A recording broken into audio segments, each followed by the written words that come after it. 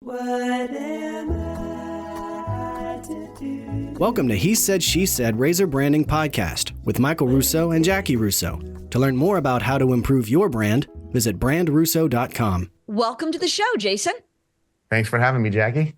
Thanks for being here. So Michael has mentioned multiple times to me that I sometimes just jump right into a series of questions without letting our guests properly warm up and maybe kind of let the people know a little bit about their background. So I'm not going to admit to Michael that I heard what he said, because then that would make him think he can tell me other things to do differently in my life. But I do think that I had a really great idea that I would let you maybe provide a little bit of a warm up to tell the people kind of who you are and what you've got going on. I've got your whole bio sheet, so I could read it, but I feel like it's going to be kind of more heartwarming coming from you. So Jason, please tell the people who you are.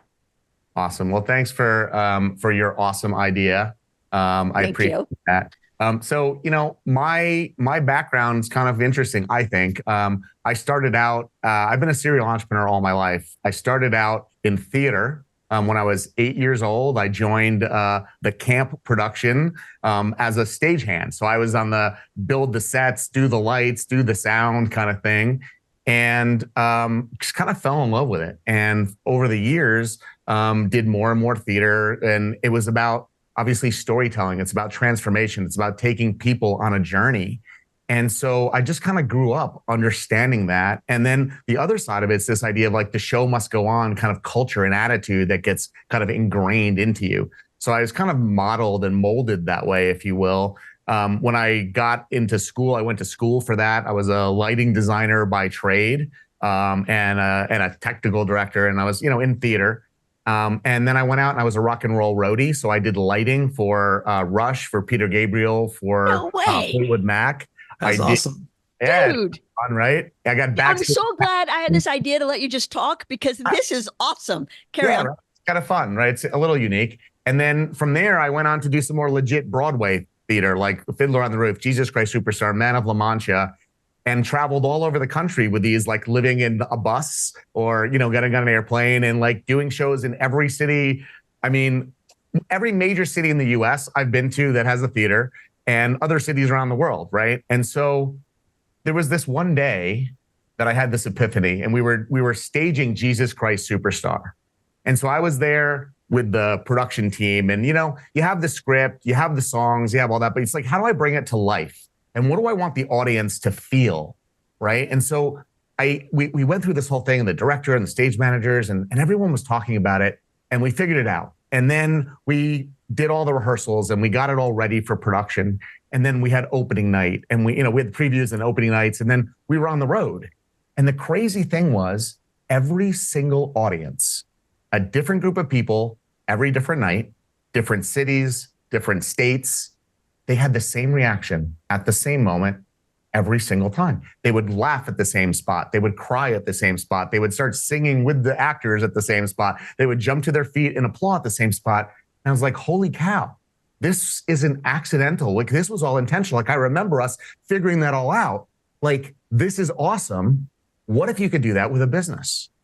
What if you actually could focus on your customers the same way we in theater focus on our customers and as the audience, right? Like, how do we do that in our businesses? And so my childhood best friend and I, his name is Drew. We've been best friends since we're 5 years old. We've run multiple companies together. I have the better ideas, like you do with Michael, right? But so we have that dynamic too. And we were like, let's try this. And so we started working with companies really about, how do we create such an amazing journey for someone to go on, that they're our audience, that they forget about all the other stuff in the world, that they stay engaged, that they tune in, and that they actually have a transformation. And so we started doing this for companies through theatrical technology initially. How do we bring like the theater world into, or the theme park world into retail, into hospitality, into nightclubs, restaurants, museums, whatever. And then it expanded to, how do we bring it to any place that really wants to create an experience for their customers, so that they have what we call the ideal result, right? And the ideal result in our world is that they rave about the experience they had. They return to buy more products and services from you. They renew their subscriptions, their memberships, their ongoing commitments with you. And ultimately, instead of just referring customers through word of mouth, they actively recruit people because they were so moved, so excited that they go out and they bring you clients because they feel compelled to. They want to. They feel like they have to.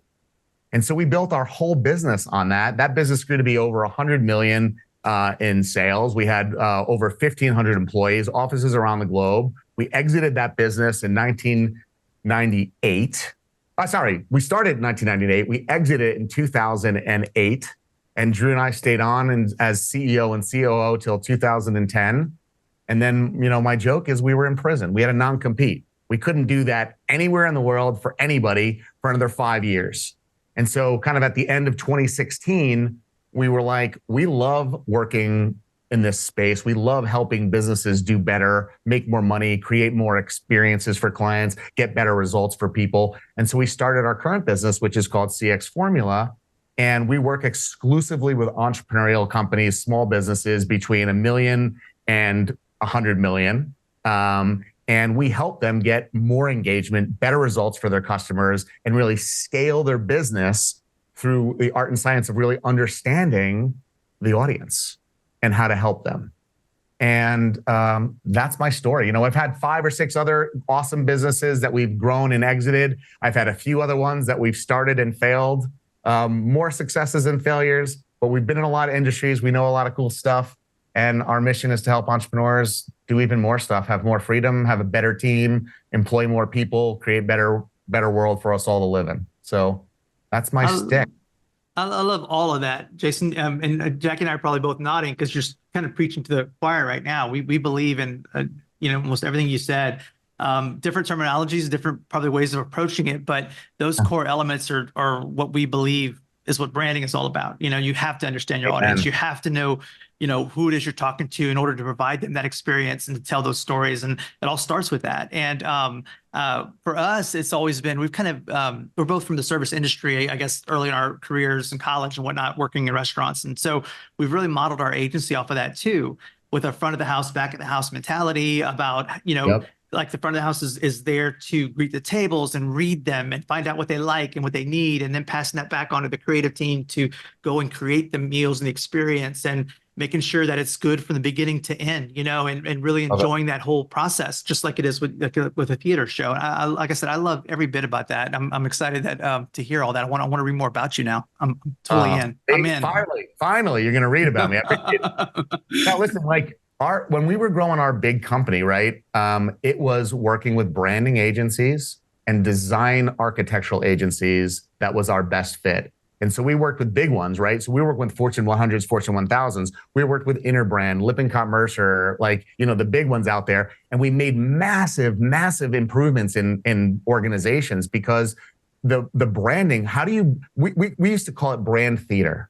Right? How do I bring the brand alive and activate it in the hearts and minds of their customers, of their employees, of all of them, right? Because best brands, in my opinion, you guys are the branding experts, but the best brands really, they create movements. They draw people in where people are their biggest advocates. And when you can do that, both front stage, we call it front stage, backstage, right? Like when you do that front stage with everybody that touches their customers, and backstage, all the things and resources behind the scenes that are supporting it, it's transformational every time. It's not a if it will work. It's like when it starts to work. Right. And it's just such an amazing thing. So we talk about what we help people do, partnering with people like yourselves, is we help people install a whole new operating system in their business that will literally mint those reactions from customers over and over, just like in the theater example that I was giving you, because that's what it's about.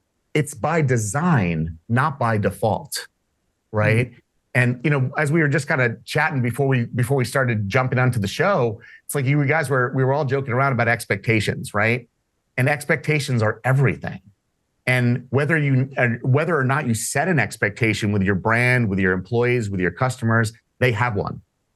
And so the best brands out there, in my experience, they actually set and manage expectations so that we can actually have the results we want. And I just see it as a big miss. And I see most businesses, we make it hard for our customers to get the results they want. We add friction into the process And most times we even think we're doing the opposite. We think we're making it easier, but we're making it harder because we look at it through the lens of the business versus through that audience lens. And so, like, again, that kind of like Mr. Miyagi experience of doing theater my whole life and learning how to wax on, wax off. And then all of a sudden you have this skill that you didn't know you were building. We got so good at understanding how to play to an audience and how to really be understanding what they're looking at. I can't unsee that anymore. Like, that's what I see all the time. So when I walk into a business, I secret shop it, or I'm understanding what's going on. I can I just have a spidey sense, right? I have that sixth sense where I can see it just like you guys can, with the branding, where there's things that are missing. And my goal, my dream for especially entrepreneurial businesses is for them to really understand this, because when you can understand your customers on such a deep level and see the journey through their eyes, everything changes in your business. The employees are happier, the customers are happier, the stories that you're telling, like the most powerful marketing is a customer telling you about their experience that was positive, right? Like, there's nothing more powerful than that. And when you can do that on automatic, right, where the system that you've created is like this conveyor belt that brings out happy customers because you've really thought through everything and you've tailored it to personalize it, to make it special, because that's just how your DNA becomes. Well, all of a sudden, all of your marketing is either filling the funnel and bringing in new clients is not hard anymore. It's easy because they're pre-sold. They're pre-excited because they've seen all the results and they want more of that. And so it's just such a powerful thing. Like, I just love what we do so much. And working with like groups like yourselves, again, that get it, we make some powerful combinations together. I am shocked that Michael has let you go all this time without getting into favorite shows. He is a huge show choir, theater, Broadway, actor. And so the fact that we have allowed you to actually talk about work and important branding things is just shocking to me. Michael, how have you not pulled out your love for Bernadette Peters, your Sweeney Todd references? I mean, we're missing a whole lot of content here. The Demon Barber, love that show. Love that show. Jackie's calling me out. Anyway, let's keep it on topical, Jack. I think this is topical, Mike. I think it's very topical. Most people don't know. I'm kind of a retired theater person, so I keep a lot of that. Yeah, I mean, I do things every once in a while, but when I was younger in a former life, when I was in college and stuff, yeah, I did a lot of performing and stuff. And anyway, that's, yeah. So I totally get it, though. I mean, and I'm a big fan of all the shows you mentioned, too. And I love the analogy of that, though. I think there is emotional connection with that and branding and life and with these shows. When you go to a show and it moves you and it's there forever. And the only problem is, like you said, once you can't see it. So here's the hard part with theater in general and life. I think when you experience something great or a good restaurant, and when you don't, you understand the difference all of a sudden. You know what I'm saying? Like, if you have a moment in a theater and you see a stage and a show and you're like, oh my God, I want to feel that every time. And then you don't feel that, it's so disheartening, So there is a difference. For sure. I love that you just said that, because that first of all, that's incredibly true. And it's an opportunity, right? It's not a bad thing. It's a great thing, right? Because it allows the better companies that care to instantly stand out. Like, I call it their fingerprint, right? Your experience that people have is the fingerprint. It's what makes you unique. And in today's like fast-paced, AI-driven, anybody can pop up a new business that they didn't even think of, that they put a prompt into something and compete with you world, it is that experience that your business creates, the human connection, the interactions, the understanding that a machine can't do at this point. That's what makes you who you are. And that's why people want to do business with you. But the thing that I love about what you said, so one of the things I see as like a big problem is this idea. Somebody once said, right, and you all know this quote, everyone knows this quote, under promise and over deliver, right? And that is the worst advice on the planet, in my humble opinion, right? And so the opposite is what people think they should do. They're like, yeah, like, I'm going to over deliver all the time. I'm going to just keep upping the bar. I'm going to keep doing it like that. And what ends up happening, like you just said, is the context disappears. Like, it's when you can see something that's not great and something that is, you can appreciate the great. But when people are constantly over delivering, it becomes normal. It becomes just delivery. And so you've upped the ante so much that you can't possibly keep up with it. People feel overwhelmed by it. They don't even appreciate it anymore. And now you have no way to surprise, to delight, to make him feel a certain way. And so like, as I work with companies, like I love that people want to over deliver, but you have to pick the moments that matter. And like we started off, like setting and managing expectations. If you just do what you say all the time, you're better than 95% of the businesses out there, right? Like it's sad, but it's true. And then if you're that company that really cares, that you really want to build like something great and help people, you really care about the impact you're making, that's where you get into that place where you can start to say, okay, I want to over deliver. I want to understand the love language of this avatar, this client versus this one. And I can mass customize, I can personalize and give them those special moments, because we win and lose customers today in micro moments. And a raving fan can become a raving lunatic in a second, in an instant. And so we have to be careful, and we have to be mindful and thoughtful about our business, about our customers, about our audience, and how they're going through that journey. How do you manage the, I mean, like I said, I on board with all that, and we strive for a lot of those same elements at times, but again, bigger companies, more touch points, more obstacles at times, and Sure. I think at times to give people that, I mean, myself included at times, it's overwhelming with our own agency. And like, how do you keep your hand on every knob and every switch and the control freak of wanting to do that. And then the ability to have a team that you train and, uplift and have them have the same values, the same buy-in, the same ownership and those ideals. I mean, it's probably not one answer to that, but it can be exhausting, I think, too, right? Well, it could be for sure. And I think that most people, I shouldn't say most, many businesses, large and small, struggle with this, right? And I have a great story. I'll tell a quick story if it's okay. Like a client that we were working with, they were imagine like Best Buy, but like a regional Best Buy. So they had like 8 or 9 stores, maybe 6 or 7 stores, I don't remember, in New Jersey.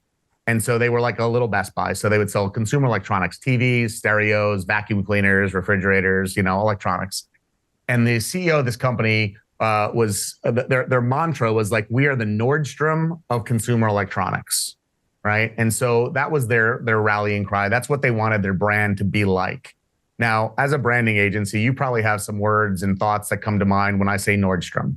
And like, there's a feeling that you might get. There's some examples of how they might treat you that might pop into your mind, right? It might be a nice pair of shoes. It might be whatever it happens to be. So they hired us to help them because they were having some challenges. I went out and secretly shopped their store with a few of my team members. And we went to all of their stores, and each one was worse than the next. They were dirty. They were unkept. As you pull up to the front of the store, they have screens in the front store window that were not functioning, wires that were dangling.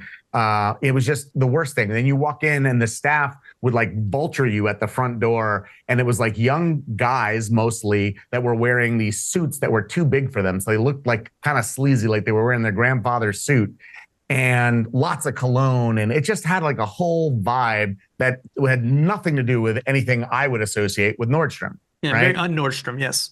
As un-Nordstrom as you could possibly be from my perspective, right? And so I went into the headquarters after that whole thing. They were having a manager meeting. So they brought in the manager and the assistant managers from each of those stores. They were in this kind of conference room in this like, they had like a warehouse building that was their headquarters where they would have all their inventory that they'd fill the stores with. And they had a conference room that they carved out in the middle. And so the CEO is there. He's kind of yelling at everybody, we are the Nordstrom.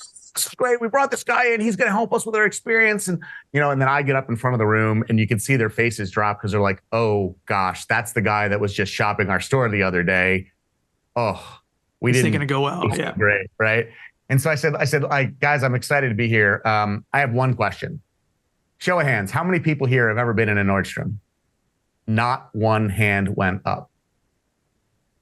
Right.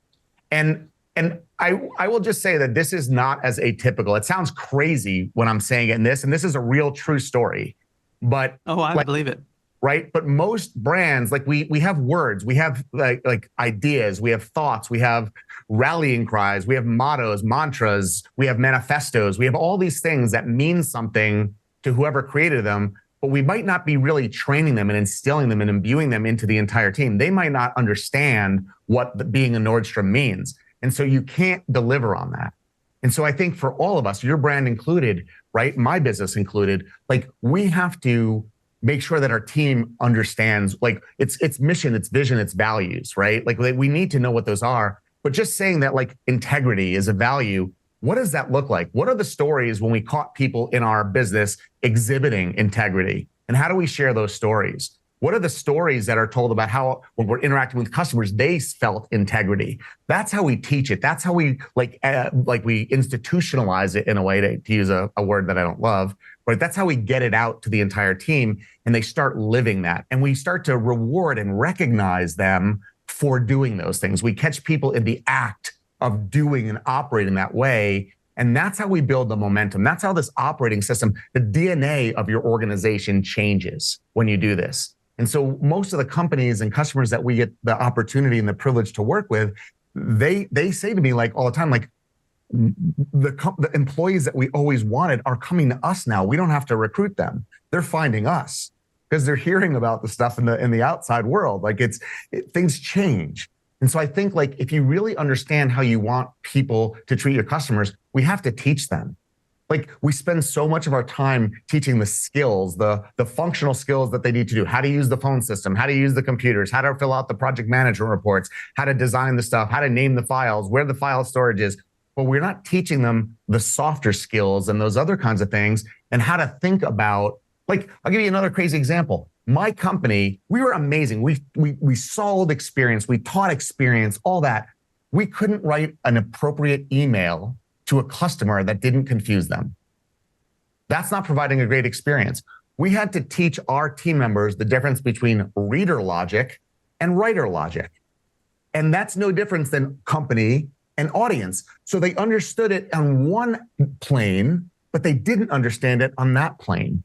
And so like we realized that after time, it's like, look, someone's reading your email. They're busy. They're like on their BlackBerry or their iPhone or their whatever at the time. And they're all this stuff's happening in the world. Like you can't just interrupt them, expect them to understand this. Like you have to explain it to them in a way that they can follow and they can understand it. And so we looked at all these things and we taught our team. And so everyone on our team became a steward of what that experience was. They took ownership in all of us doing it.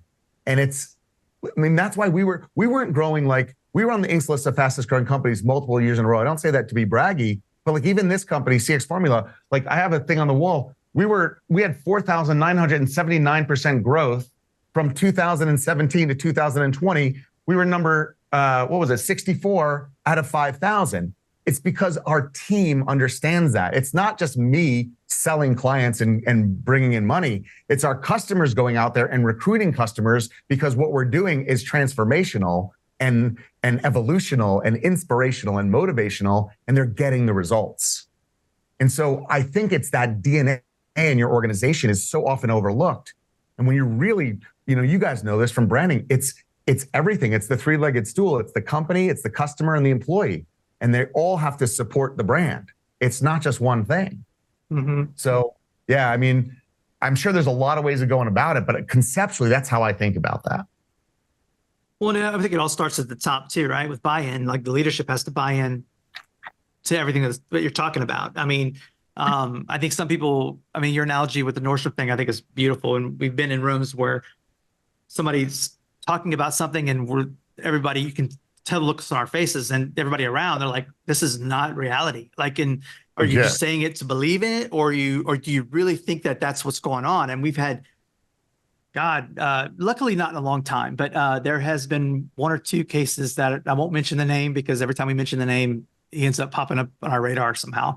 But just like, let's just the name not said, but it was like, when we brought back this assessment, the results, and told them the truth, which is what we do. We don't do it based on anything else other than what we think, and it's based on our experience, and based on not just that, based on what we found through our research and what people have said through our interviews, through talking to his consumers and his audience, and he didn't like it, didn't like the answers, didn't like any of that response, and so he chose to kind of stick on his journey, and it was like, that's fine, but it's one of those, it's shocking when that does happen, and so it's finding the right people that can buy in, right? And I guess was where I started with this, was they have to buy in. They have to buy into the idea.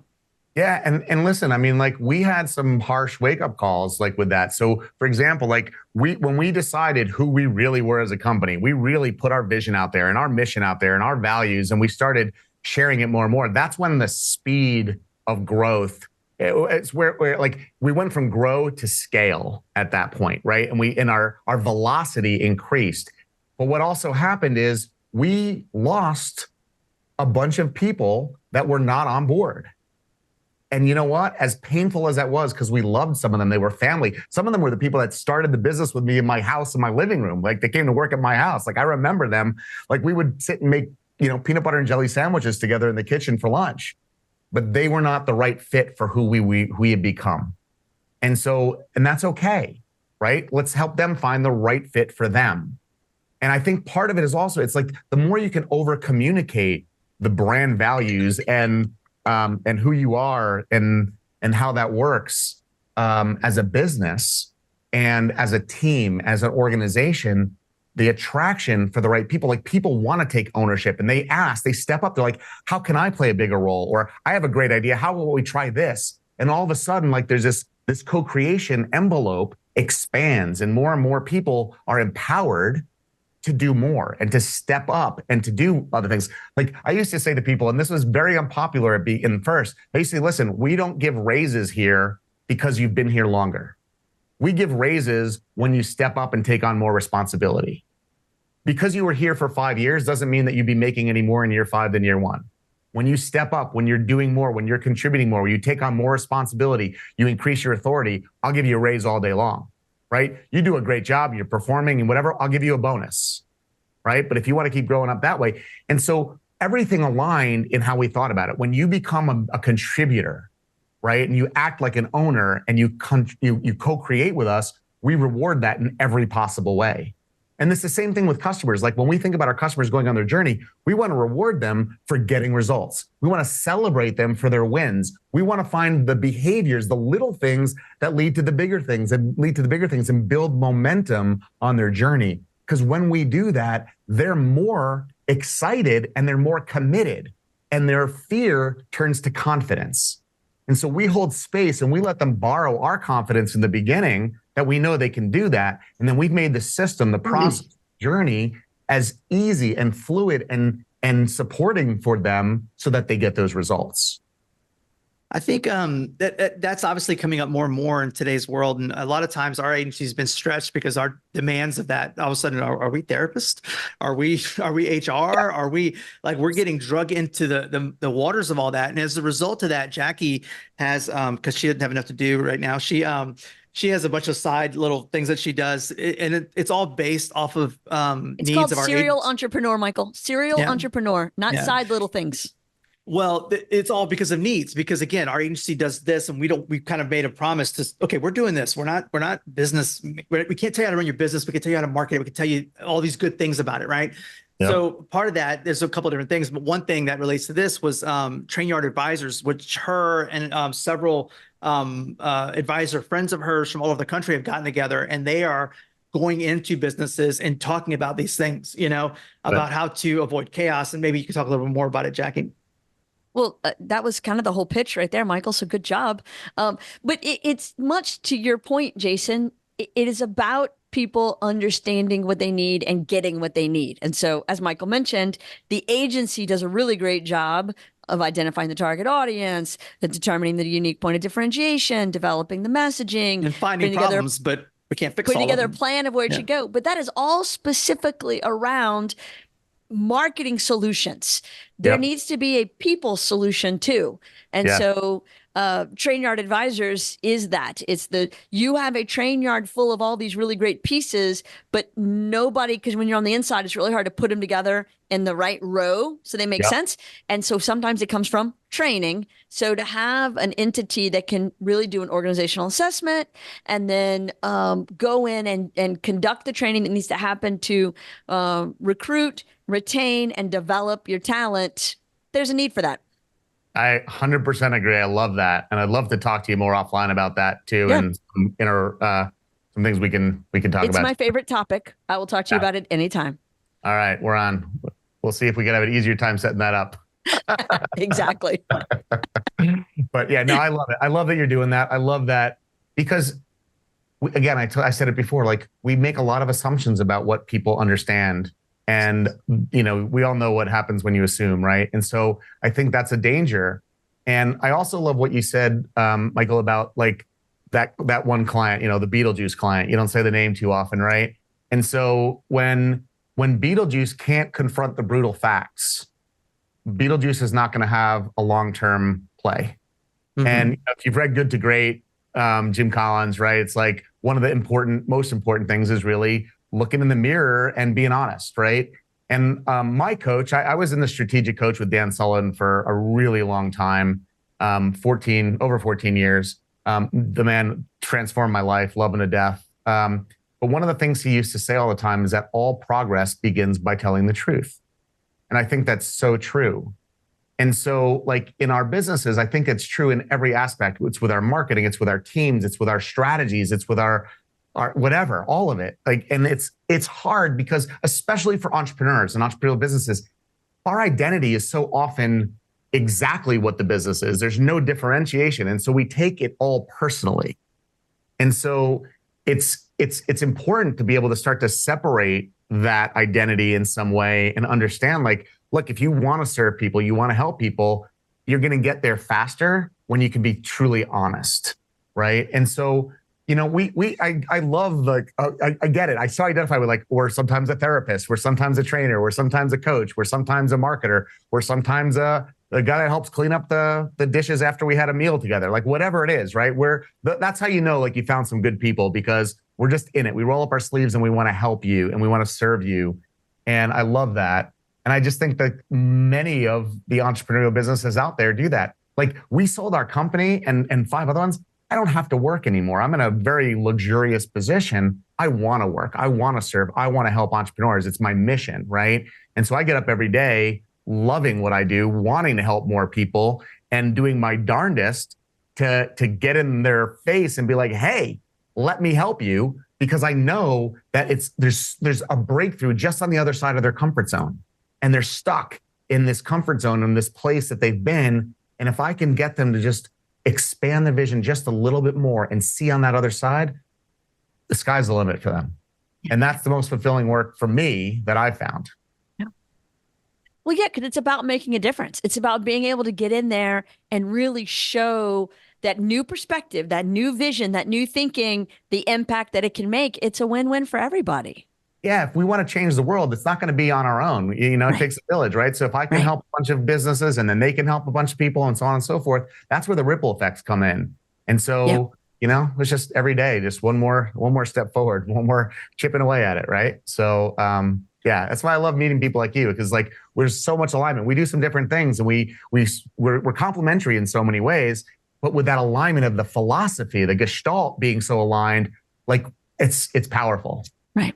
How much of it do you think, because I think we think about it the same way, that there's plenty of opportunity, there's plenty of resources, there's just plenty, but it's the people that still think it's a land of scarcity that I think really miss the opportunity, because it's like mine, but when it's ours, everybody wins. Yeah. We're better together. I mean, period. End of literally. Really, like, listen, we all get into a scarcity mindset. I do it. We all do it, right? But it's like there's a muscle that you have to train, right? It's like, and you're able to pull yourself out of it. Like it's this kind of fight or flight. It's the lizard brain, right? It's like we want to protect ourselves, and so we get into a situation where we feel threatened or attacked or whatever, and so we recoil and we do that. And it's when you start to see the results of how to be in the abundance zone versus the scarcity zone, more things are possible. And you have to be there and try it, and you have to acclimate to it. And part of it's finding the right people to surround yourselves with too, right? And finding great people to do business with. Not everyone is, not everyone is. And not everyone's a fit. Not every business is a fit, but the world's a big place. Like how many clients do you need to make a really solid living for your team and yourselves? Like one of my clients, so I run a mastermind. I run a few different mastermind coaching programs, right? And so in one of them, I have a client who was like literally panicking over her numbers this month and new competitors that came up into her business, into her area. And she runs a chain of mattress stores. Okay. So it's a competitive industry. That's a race to the bottom in a lot of places. And she was in a situation where she was feeling this kind of like building pressure of this store opened and then this store opened and sales are a little slower this month. And instead of like getting focused on what do we need to achieve, it was like panic. And so I just said to her, I said, listen, I'm like, how many mattresses do we need to sell on average to break even each month? And like, she didn't have the number at the top of her head. So that scared me a little bit. And then I said, how many mattresses do we need to sell to, make a certain amount of money beyond that? And as she started to do it, she came up with like a certain number. I said, okay, how many have you sold so far this month? And she's like, oh my gosh, we're like 3 away from break even. I'm like, okay, great. I said, now, how far above break even do you want to get? You got 7 days left in the month. How far ahead would make you feel really good? She's like, you know what? She's like, I'm happy with break even. I said, great. Now set a bigger vision. What would happen if you did better? And then she said, all right, well, so then we're going to sell 10 mattresses more. I'm like, okay, great. So now go rally your team and get everyone excited about selling 10 more mattresses, right? But the fact of the matter was she wasn't in as bad a situation as she was. She wasn't even confronting the brutal facts. She was looking at that and had this scarcity mindset because everybody else is coming in. We all go through that. We feel that. It consumes us. That's a chance to take a step back and let's like really take stock and look at what's happening around us. And, when you've built in these muscles, right? When you have this operating system, when you're capturing wins and you're managing success, whatever, you're not going to, is like all of my clients, I teach everybody and we support everybody on practicing gratitude, right? And like when you're in gratitude and you're celebrating wins, scarcity doesn't kind of seep in as much. It really stays away because you're really focusing on the positives and not in like a Pollyanna kind of way. You're actually celebrating the successful things that you've accomplished. And so we do contests all the time with team members, whatever, where they nominate people for getting wins and celebrating wins. And the more you do that, the more abundance kind of seeps in and success leaves clues. And the momentum that you build with that, it inspires and motivates people. It's a really powerful technique. Yeah, you had me until then, Jason. Now you're on Jackie's side. You've crossed over into the light. I'm still in the dark over here. No. I want to be on both your teams. Come on. You are. No. Do not let him fool you. No, but you're right. It's hard. You have to work at it. I am definitely a glass more half empty. Jackie's more glass half full. Okay, sometimes no, Michael. Your glass is about 10% full. My glass is 100% full. It's got water, it's got air, it's got all kinds of stuff, but it's full. Yeah. So hopefully you choose wisely and have people around you that are like that, and they help drag you through the mud, when you're stuck in it. But that's part of the teaching and the training that I think people like Jackie do when she comes in with her people. Like there's a great, I'm a big Napoleon Hill fan. I don't know if you guys are on that camp, but one of my favorite quotes is, whatever the mind can conceive and believe, it can achieve. Right. And I believe that. And I think we have to do a better job of that. And we have to create a more high resolution picture of what that looks like. We're making it up, but some people are afraid to make it up. And what I see most entrepreneurs do is they're afraid to have a bigger vision. They don't do it. And so they're limiting themselves right out of the box. And that's at the business level, but take it at the team level or at what I don't like job descriptions. I like position missions, right? What's your why for your role in the organization?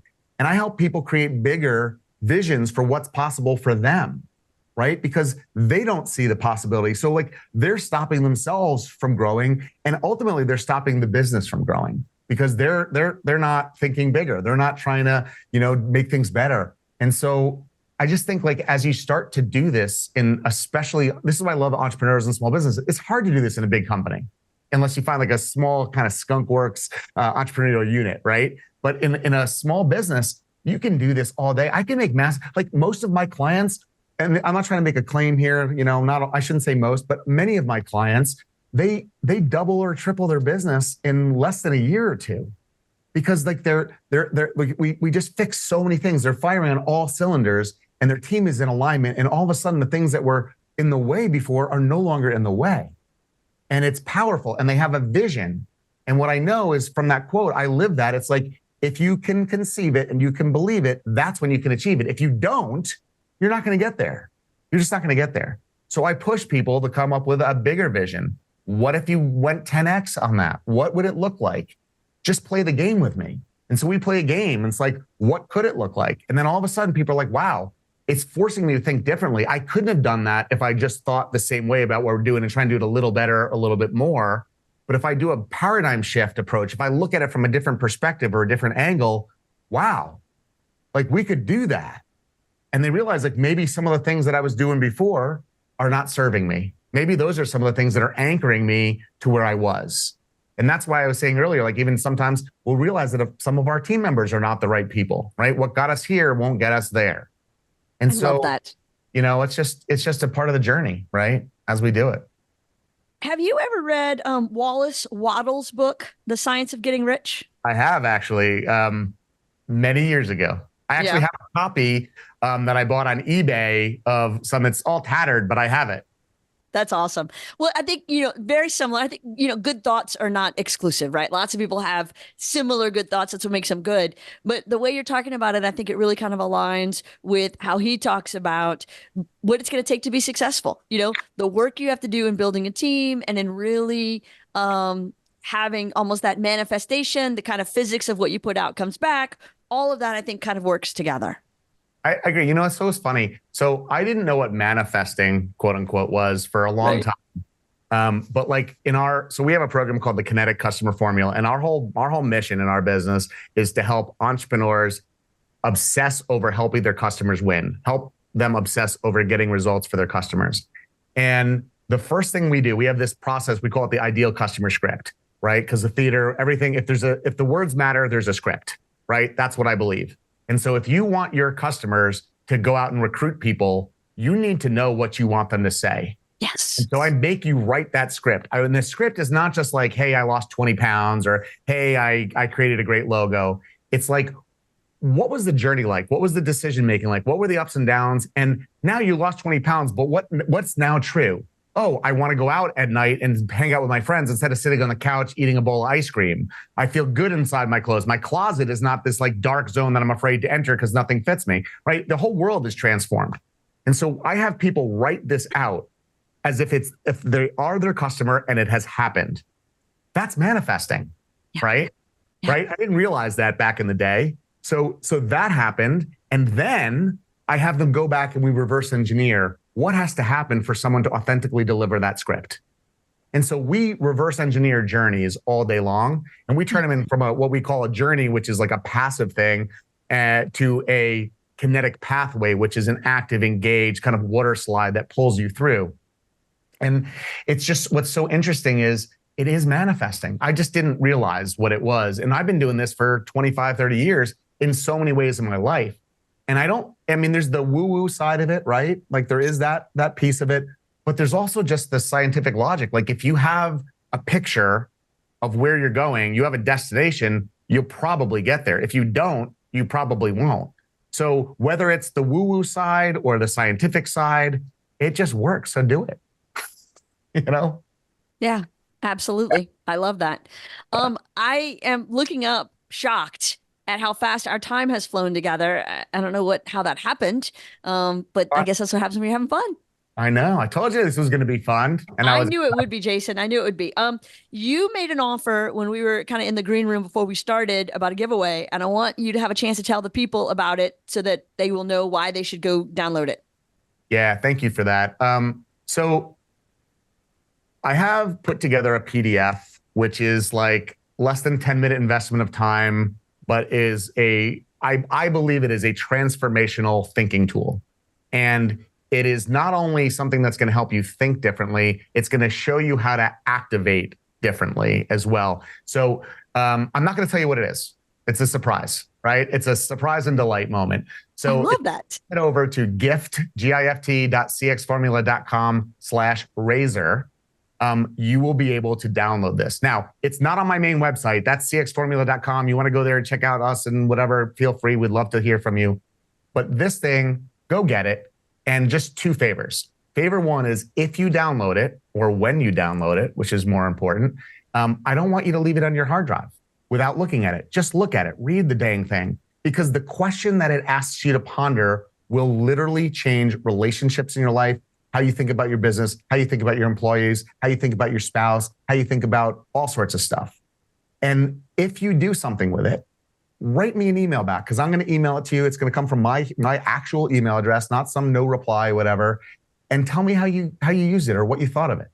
Because I really genuinely want to help entrepreneurs get better. I want to help entrepreneurs have the life of their dreams, create the freedom, create the systems. I just don't like when we build businesses that we become a slave to and we're just stuck and we're grinding and it's the worst job, the Michael Gerber quote, right? We created the worst job that we've ever had. And this is one tool that I know that can start you on the path to a different future. So, and even if you're super successful and it's still a cool tool. So gift.cxfriendly.com/razor.